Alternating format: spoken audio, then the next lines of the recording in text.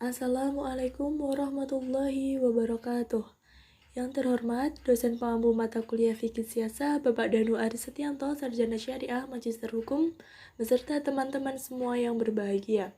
Saya Reni Anisya, NIM 212111277, Program Studi Hukum Ekonomi Syariah, Fakultas Syariah, akan menyampaikan materi terkait teori kenegaraan dalam Islam, yang tak lain adalah pemikiran politik Mu'tazilah. Dalam video kali ini, saya akan membahas materi mengenai pemikiran politik Mu'tazilah. Langsung saja ke pembahasan. Lahirnya politik Mu'tazilah. Kelompok Mu'tazilah adalah kelompok yang mengasingkan diri. Lahirnya aliran kelompok Mu'tazilah didasarkan karena adanya gerakan atau sikap politik beberapa sahabat yang gerah terhadap kehidupan politik umat Islam pada masa pemerintahan Ali bin Abi Thalib. Seperti diketahui, setelah Utsman terbunuh, kemudian Ali diangkat menjadi khalifah, namun pengangkatan Ali mendapatkan protes dari beberapa sahabat lainnya. Penamaan kelompok Mu'tazilah terjadi karena adanya perbedaan antara Wasil ibnu Ad dengan gurunya Hasan al-Bisri tentang penilaian terhadap orang yang berdosa besar, apakah masih layak untuk dikatakan mukmin atau tidak. Dalam masalah ini, Wasil berpendapat bahwa orang yang berdosa besar tidak mukmin dan tidak kafir, tetapi berada di posisi antara keduanya. Pendapat ini dikenal dengan al-manzilah bain al-manzilatain. Pendapat Wasil ini kemudian menjadi salah satu dari 5 ajaran pokok Mu'tazilah. Inilah yang dianggap oleh kalangan ahli sebagai lahirnya kelompok Mu'tazilah dalam Islam. Oke, selanjutnya adalah Mu'tazilah itu mengajarkan tentang apa? Jadi, ajaran-ajaran aliran dari Mu'tazilah yaitu yang pertama, ajaran mengenai keesaan Tuhan yang disebut At-Tauhid. Mu'tazilah mengatakan bahwa Allah itu esa dan tidak ada sekutu baginya. Tapi esa menurut mereka adalah Allah tidak mempunyai sifat seperti melihat, mendengar, hidup, dan yang lainnya. Jadi, maksud esa dalam hal ini adalah zat Allah dan Allah tidak memiliki zat Asmaul Husna tersebut dan nama lain dari Allah. Dari sini terlahir gagasan bahwa Al-Quran adalah makhluk, sebab Al-Quran berasal dari perbuatan Allah. Aliran yang kedua adalah keadilan Tuhan, atau yang disebut Al-Adl. Mu'tazilah mengatakan bahwa Allah wajib berbuat adil bagi hamba-hambanya. Hamba yang baik akan masuk ke dalam surga dan yang jahat akan masuk neraka. Jadi, Allah wajib memasukkan yang baik ke dalam surga dan yang jahat ke neraka. Maka inilah yang membatasi kekuasaan dan kehendak Allah dan mengurangi kekuasaannya. Yang ketiga, janji dan ancaman Tuhan atau al-wa'du wal wa'id. Maksudnya, Mu'tazilah mengatakan bahwa Allah wajib memenuhi janji-janjinya dan tidak boleh melanggarnya. Yang berbuat baik akan mendapat pahala dan yang berbuat jahat akan mendapat siksa. Yang kemudian adalah posisi di antara dua posisi atau manzilah baina manzalatain, yaitu orang Islam yang berbuat dosa besar, bukan orang kafir dan bukan mukmin. Lalu jika dia meninggal sebelum bertaubat, maka akan dimasukkan neraka selama-lamanya. Tapi nerakanya akan tidak sama dengan orang kafir, namun siksanya lebih berat. Jadi, pelaku dosa besar yang meninggal sebelum bertaubat akan disiksa di neraka. Yang selanjutnya adalah amar ma'ruf nahi mungkar, yaitu menegakkan kebenaran dan memberantas kemungkaran. Menurut Mu'tazilah, ajaran ini dilaksanakan dengan kekerasan jika diperlukan, jadi sangat berpotensi untuk menimbulkan kekacauan dan kezaliman. Kebenaran dan kemungkaran juga berdasarkan akal, bukan berdasarkan wahyu. Sesuai dengan pandangannya tentang pertimbangan akal untuk membentuk pemerintahan, Abd al-Jabbar menempatkan kepala negara pada posisi yang sama dengan umat Islam lainnya, Yang pertama, syarat-syarat kepala negara menurut Abd al-Jabbar. Yang pertama adalah merdeka. Syarat ini tentu diungkapkan secara eksplisit karena perbudakan belum sepenuhnya terhapus pada saat itu. Syarat kepala negara yang kedua adalah kekuatan akal dan nalar. Maksudnya, setiap kepala negara harus mempunyai kekuatan akal dan nalar yang sehat dan lebih dari yang lainnya. Sebagai pemikir rasional, Abd al-Jabbar dan Mu'tazilah pada umumnya mengutamakan jabatan kepala negara dipegang oleh orang-orang yang cerdas akalnya, sehingga ia bisa menjalankan kekuasaannya dengan baik sesuai dengan syariat. Yang ketiga adalah menganut doktrin al-adl wa al-tauhid, sebagaimana ajaran dalam Mu'tazilah. Dalam syarat ini, Mu'tazilah ingin mengembangkan ajaran teologis mereka. Yang keempat ada bersifat wara. Maksudnya, syarat ini penting agar kepala negara tidak bertindak untuk menyalahi wewenang dan kekuasaan. Di samping itu, sikap dari wara ini bisa menjadi rem bagi para kepala negara untuk tidak mempertautkan hawa nafsu dalam kekuasaannya. Dengan demikian, segala kebijakan dan keputusan politiknya diarahkan semata-mata untuk kepentingan umat Islam.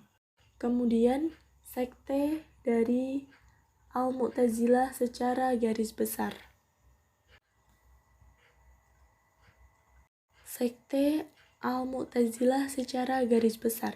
Secara garis besar, Mu'tazilah terbagi menjadi dua aliran. Yang pertama ada aliran Basroh. Tokoh aliran Basroh diantaranya Wasil bin Atta, Amr bin Ubaid, Abu Zuhail al-Allaf, Al-Nazam, Al-Jahiz, dan Al-Jubai. Yang kedua adalah aliran Baghdad. Tokoh aliran Baghdad diantaranya Bishr bin al-Mu'tamar, Abu Musa al-Murdar, Sumamah bin al-Ashiras, dan Ahmad bin Abi Duat. Secara rinci dan lengkap, sekte-sekte dan tokoh-tokoh Mu'tazilah diantaranya yang pertama, aliran Wasiliyah, yaitu pengikut dari Abu Zifah Wasil bin Atta. Aliran Wasiliyah adalah Mu'tazilah paling awal yang dipimpin oleh Wasil bin Atta, yaitu pemuka dan yang tertua dalam Mu'tazilah. Aliran ini tumbuh pada masa Khalifah Abd al-Malik bin Marwan dan Hisham bin Abd al-Malik.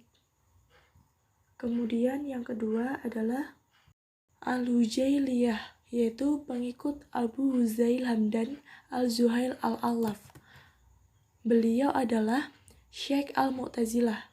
Beliau merupakan intelek di kalangan Mu'tazilah yang dipandang sebagai tokoh yang memodifikasi ajaran-ajaran Mu'tazilah.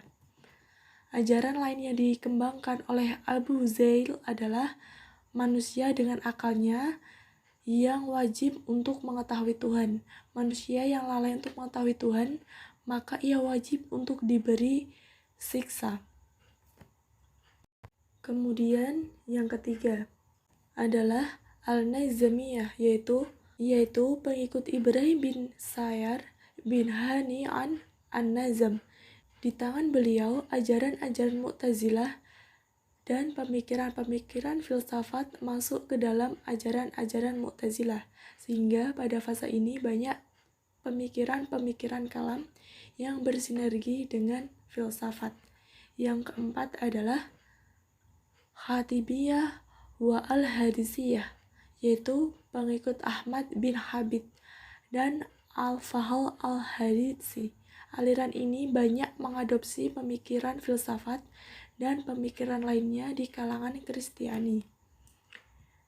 Kemudian yang kelima adalah Al-Bisriyah, yaitu pengikut Bisri al-Mu'tamir.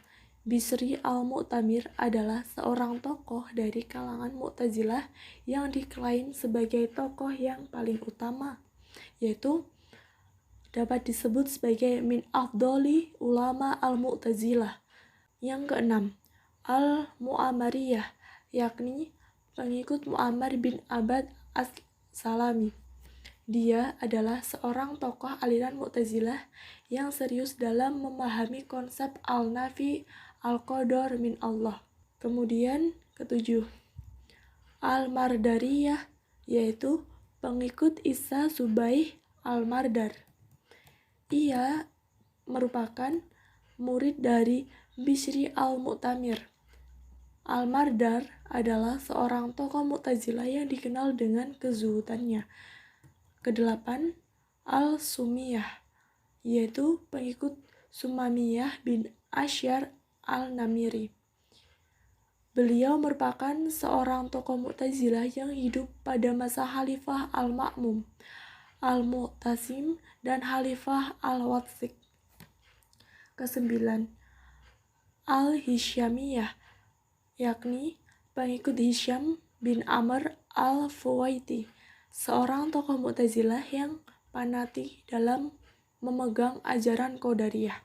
Kesepuluh, al-Jadiyah, yakni pengikut Amr bin Bahar Abu Utsman al-Jahid, yakni seorang tokoh Mu'tazilah yang dikenal dengan subur dalam tulisannya. Yang ke-11, al-Hayatiyah wa al-Habiyah, yakni pengikut Abu al-Husain bin Abi Amr al-Hayat dan Abu Qasim al-Muhammad al-Habi. Ke-12, al-Jubayyah wa al-Basyamiyah, yakni pengikut Abu Muhammad bin Abd al-Wahhab al-Jubaydan, yakni anaknya bernama Abu Hashim al-Salam yang dipandang sebagai tokoh aliran Mu'tazilah yang penuh kontroversial sehingga menyebabkan keterpurukan dari kalangan aliran dari Mu'tazilah itu sendiri. Jadi dapat ditarik kesimpulan bahwa aliran Mu'tazilah berkembang di dunia Islam pada zaman klasik dari abad kedua Hijriah hingga abad ke-7 Hijriah. Aliran yang dipelopori oleh Watsil ibnu Atta ini sempat meraih kemajuan dan kejayaan pada abad ketiga. Pada masa dinasti Abbasiyah, kemudian mengalami kemunduran dan akhirnya hilang sama sekali setelah penyerangan pasukan Mongolia ke Baghdad tahun 1258 Masehi.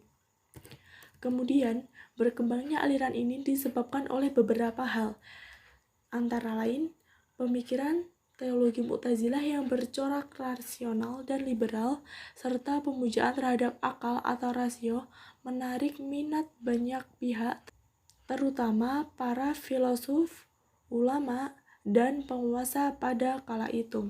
Aliran Mu'tazilah mengalami kemunduran dan akhirnya lenyap disebabkan, yang pertama, karena mereka terlalu mengagungkan akal, berpikir rasional dan liberal, sehingga terkesan mengabaikan wahyu dan sunnah berbagai sumber utama dari akidah atau teologi. Hal ini akhirnya menimbulkan ketidaksenangan kaum muslimin. Kemudian terjadinya tindak kekerasan bahkan pemenjaraan terhadap sejumlah ulama, menambah timbulnya kebencian masyarakat terhadap aliran Mu'tazilah, sehingga mereka meninggalkannya. Kemudian terjadinya intervensi penguasa dalam bentuk pencabutan aliran resmi negara, sekaligus pelarangan menganut aliran Mu'tazilah ini turut melemahkan posisi aliran, sehingga akhirnya lenyap dari dunia Islam. Kehadiran aliran Mu'tazilah merupakan salah satu wujud kebebasan berpikir dan berpendapat di dunia Islam masa klasik, sekaligus menjadi salah satu khazanah intelektual Islam yang perlu untuk dipelajari dan dikaji, guna menambah serta memperkaya wawasan keilmuan kita semua. Demikian materi yang dapat saya sampaikan. Banyak kesalahan, saya mohon maaf yang sebesar-besarnya. Akhirul kalam, wassalamualaikum warahmatullahi wabarakatuh.